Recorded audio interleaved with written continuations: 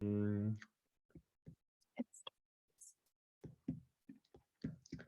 maybe you can just give me a quick feedback whether you can see the slides. Yeah, we see the slides. We hear you well. No problem. All right, perfect. Because I can't see you anymore, and now I'm totally just need to listen when you say something. So yeah, thanks a lot for the kind words, for the introduction. Thanks a lot for the opportunity to have a quick talk about international climate negotiations, especially about the last conference of the parties, 27th in Sharm el-Sheikh. And I will just jump right in. Maybe as a little disclaimer, of course, this is a fairly big topic for a talk, 20 minutes. Even if it would have been 1.5, 2 hours, it would have been too big. So I will try to reduce the complexity. And if you have any questions, yeah, I mean, we have enough time for that in the end. So there are 3 things I want to talk about today. I want also to set the scene a bit, just as Julian did before. As he did it already, I can be a bit quicker on that one. I will talk about the UNFCCC climate regime, between success and disappointments, or maybe between success and a place for greenwashing, which some people say the last climate conference was. I will talk about that for a bit, and I will do a little outlook. Yeah, okay, let's jump right into that. Setting the scene, I mean, the science is pretty clear on the state of the climate. Julian already mentioned all the catastrophes which happened in the last several months. And just recently, the IPCC report, the Intergovernmental Panel on Climate Change, released their 6th assessment report, which was very political. A lot of people didn't expect it to be that strict and that political. And there, I mean, they say pretty clear that climate change is human-made, that it will lead to extreme weather events, which will have an impact to nature and people beyond the natural climate variability, and that the global warming will reach 1.5 degrees in near term if there is no ambitious climate policy happening, and if we would if we would go beyond 1.5 degrees, that would lead to multiple risks to ecosystem and humans. When we read near term, then the IPCC gets a time frame from 2021 to 2040. So it's just, what is that, 19 years, which might sound a lot in like human years, but it's nothing in like Earth system years, and it's also nothing in political progress years. And then, yeah, I will skip the numbers because people can't remember numbers that well anyway, but I will show you a little graph, which is also based on the previous work the IPCC has done, and I think that really sums up the problem. You probably know these warming stripes. They indicate like the global mean surface temperatures, and here you really see, well, I hope you can see my cursor. You really see like we are here now, and the last IPCC report also said that the decisions we made in this decade will influence the nature and the climate for this next 1,000 of years. So it's really a very crucial decade which we are in right now. And I mean, you see, like, this is a low scenario. SSP is short for socioeconomic pathway. So how the global society, demographics, and economics might change over the next century. And here you see, if we want to not have that much heat by 2100, we have to peak emissions as soon as possible before 2025, which is tomorrow. And we need to halve emissions by 2030 and to get to net zero shortly after 2050. And the warmer the projections get, the later the peak and the cutting half of the emissions will be. And what the climate conference and the parties and the nation states are aiming for is, of course, the lowest scenario, but right now we're somewhere here, but I will come to that later in a bit. So let's real quick talk about the UNFCCC climate regime. UNFCCC is short for United Nations Framework Convention on Climate Change. That framework was established under the United Nations for international cooperation to combat climate change, the reduction of greenhouse gases and coping with the impacts of climate change. And the aim of the negotiations are always, and I mean, since the very first meeting, but of course that got way more intense and more urgent over the years, but the aim of the negotiations always was to strengthen the global response to climate change. They have regular meetings, they meet once a year, and they rotate through so-called United Nations regions, so that you have like a more or less equal, that the meetings take place more or less equal over the planet. Yeah, I mean, first conference was held in 1995 in Berlin, I think it was. And then we had our first big protocol in 1979, the Kyoto Protocol, which legally binds developed country parties to emission reduction targets. And that is important to keep in mind, especially when you compare it to the Paris Agreement, which then came in 2015. Because in the Kyoto Protocol, just as I wrote it here, just developed country parties had emission targets, which were more or less what today are the countries of the global north. And most of the developing states, and the United Nations terminology still has this developed and not developed countries, which I personally think is a bit outdated, but that's a different discussion. The United Nations terminology still has that, and in there, just the developed countries had legally binding emission reduction targets.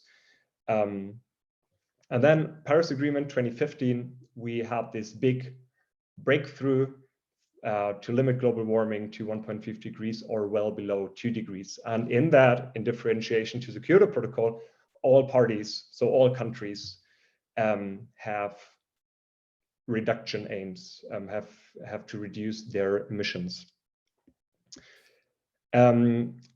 What is a bit interesting, and what is also a thing to keep in mind when you kind of observe the climate negotiations, as I did last year in Sharm el-Sheikh for the Wuppertal Institute, how it was said in the beginning, the scope shifted a bit. This is what I'm writing here in the beginning. So in the first big, aim was mitigation, so the reduction of greenhouse gases. And then after some time, there was adaptation, acknowledging that climate change is already happening, and that you would need to build bigger dams and invest in resilient agriculture, for example. But now in this year, and I will come back to that in a minute, losses and damage also found its way into the official negotiation. I mean, loss and damage was or developed countries called for loss and damage for quite a while already, but just this year it was put into the climate negotiations, into the official climate negotiation, which basically says or asks the question, who pays for the damage a climate catastrophe caused in our land when we are, or when the CO2 emissions the country emitted are just very, very minimal to other countries. One last thing, also important, within the UNFCCC climate regime, you have a consensus-based approach. So all countries need to agree on the final outcomes. And that is, of course, very like a tough one. You can imagine almost 200 countries in the room, different economics, different geographical positions, different vulnerabilities. They have a vast, like a wide understanding of what need to be done, and what is okay, like what temperature aim is okay. And then, of course, to address the elephant in the room, we have our 27th climate conference just last year. And here in this graph, and I really like that, you see the parts per million, like the CO2 concentration in our atmosphere, which is continuously rising. And on that line, you have put all the COPs in the meantime. So people, of course, ask, did they even achieve what they want to achieve? Why do we meet up one each year, and why is that necessary? And there are a few interesting takes on that, but we might come back later in the discussion. Let's jump right into the last year's climate conference. And what I want to do here is I want to give you a little, just want to show you a few pictures, because or maybe share my impressions to go beyond the newspapers you can read, where they put all the achievements or failures of the COP. And maybe just to give you like a little insight how like such a big conference looks beyond shiny newspaper articles. But maybe to frame it for a bit, the COP basically hosts two conferences, or at least it feels like it. First of, like the first conference is the actual negotiations, where parties come together in more or less big or little rooms and really discuss. You can see that on this picture, and really discuss certain issues. I think this picture I took for the discussions of the so-called Article 6 of the Paris Agreement, which is about emissions trading under the Paris Agreement. And then the moderator sits here in front, and then they discuss, all the negotiations discuss a certain paper or bullet points or whatever. And then you have the second conference, which feels like a big fair. So you have different initiatives presenting themselves. Almost every nation state has a so-called pavilion where they present their climate targets. You have many people, many politicians walking around. Here you see, if you're familiar with German politics, which you don't need to, but that's our foreign prime or foreign minister. You have protests going on site of the climate conference. This is against the expansion of fossil fuels. You have a lot of coffee, which is necessary. Here you see the pavilion of Germany, where there, like every night, you find a little reception where politicians talk and you meet and connect people, which you see in the second picture. You see myself being tired with a beer which says Meister Max, which I thought is funny. Talking about Egypt, where the last climate conference took place, there was a lot of security, and like a lot. You couldn't move without some guy in a black suit, not really following you, but noticing. So it was a strange feeling. And I mean, I'm a tall, white, cis male. Like I have all the privileges which there are in the world, and I already felt a bit kind of insecure by all the security. And here's just another picture. This is outside of the venue of the climate conference. You see a lot of police, and you see also a few, like a paid protester. I assume the person was paid, but because the political situation in Egypt is interesting, to put it that way.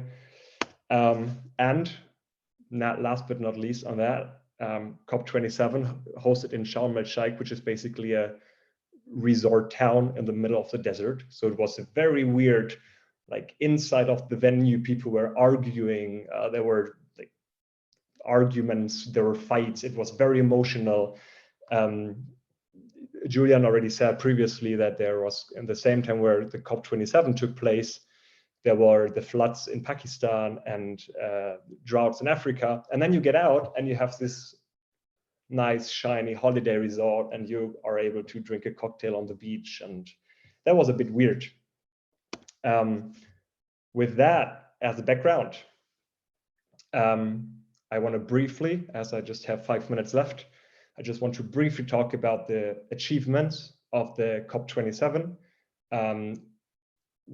which can be sum up, or like not just the achievement, but also the losses, which roughly can be summed up that Sharm el-Sheikh schedules a fund for loss and damage for departure while mitigation stays grounded. In the institute I work, we use this airport metaphor because the venue was placed right next to the airport. Sometimes the negotiations had to stop because there was a big airplane going over the venue. So it was a very airporty vibe. So 5 things which the COP achieved. What I said before, it established a dedicated fund for loss and damage. That was a thing people called historical. I'm not experienced enough to know whether they are right or wrong, but for a matter of fact is that countries from the global south were calling for a quite long time for a fund for loss and damage. What I said before, like who is going to pay for the damages climate catastrophes caused if we just polluted a minimal percentage of CO2 in the atmosphere.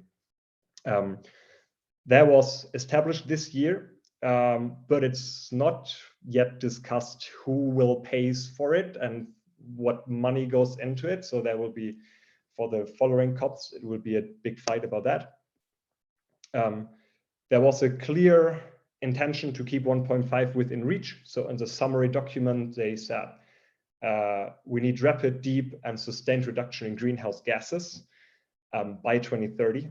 So they stick to the aim, but I mean, there is a but, I come to that in a bit. Antonio Guterres, the UN secretary, he was calling out for the businesses to work to overcome the climate crisis. So because until now, the businesses are like a bit stepping back and are not that dedicated in like seriously tackling climate change. So he called on that. There was again mobilization of financing the adaptation and the mitigation of less developed countries. So who is paying a certain, for example, an energy transition. And last but not least, there was a pivot toward implementation because there was a lot of how to say, like the things which are in the Paris Agreement are not yet very, like there is no plan yet how to implement them. And this is kind of on the working program for the next years and for the COPs to come. And on that one, there was a pivot into implementation. So I come to the issues, and now you can judge yourself after that whether it was a successful or not a successful COP. So first of all, no phasing out or down of all fossil fuels. And that's pretty much the elephant elephant in the room. Everybody talks about reduction of greenhouse gases, but no one talks about fossil fuels. And this is, of course, very frustrating. At the COP 2 years ago, there was in Glasgow, and there was a phase down of coal. That was a big thing, and people were hoping that this phase down would now be expanded to all fossil fuels. But a few nation states alongside Egypt, Saudi Arabia, Russia were communicating that as red lines and were putting on the table to leave the negotiations if that would come on the table. And so this issue was not touched, which is crazy when you think about emissions have to peak by 2025, and yet we are not talking about the phased out or down of fossil fuels. This we almost had a rollback. There are, and I look on the time, I might have to use 2 minutes more, but I hurry up, sorry. There was almost a rollback.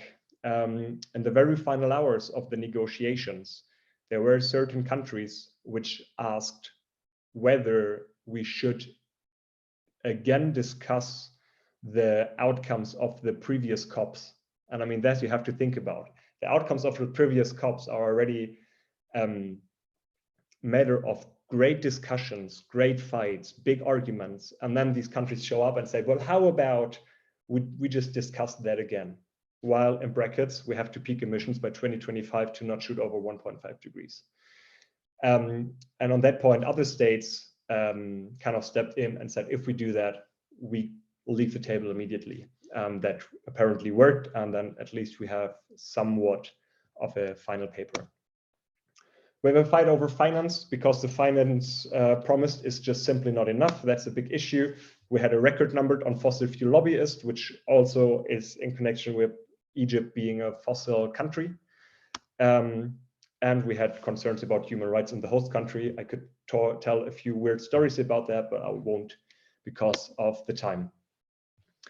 Due to the time, I think I will skip this next slide because it's a very theoretical insights on how to assess outcomes. We can do like this, like 3 or 4 minutes more, so we can keep the Q&A session a bit shorter because the topic is exciting.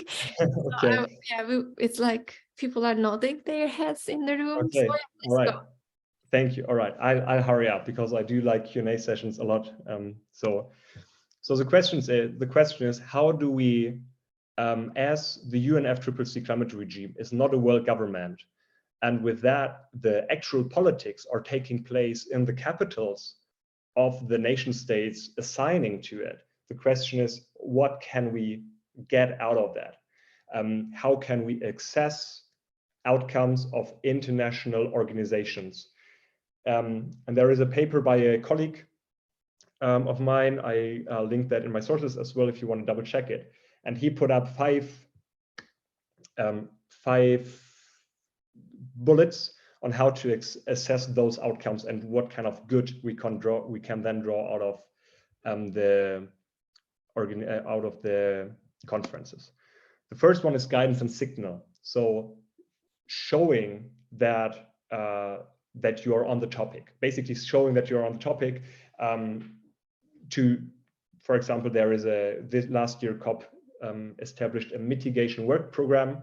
And in this mitigation work program are certain bullets, which then, for example, organizations can also incorporate in their policies, or nation states incorporate in their policies.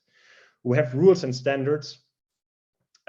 So you have agreed actions towards a specific aim, like 1.5 degrees. You have transparency and accountability. So you have a mandate to collect data, to supervise the actions and analyze potential gaps. This is actually what is happening. Just shortly before the COP, the emission gap report was released. It's not the correct word, but you know what I want to say. And there you see, like you have the tool to show, okay, please nation states, show us your data, and thus we can kind of draw an analysis from that. Connected with that, you have means of implementation. So you can have a coordination of financial support, technology transfer, capacity building, saying that in a simple way, rich countries can help poor countries. And of course, last but not least, you have knowledge and learning. So you can promote the creation and dissemination of scientific materials, technical ideas, policy-related problems, just as the IPCC report, for example, and kind of steer that towards potential solutions.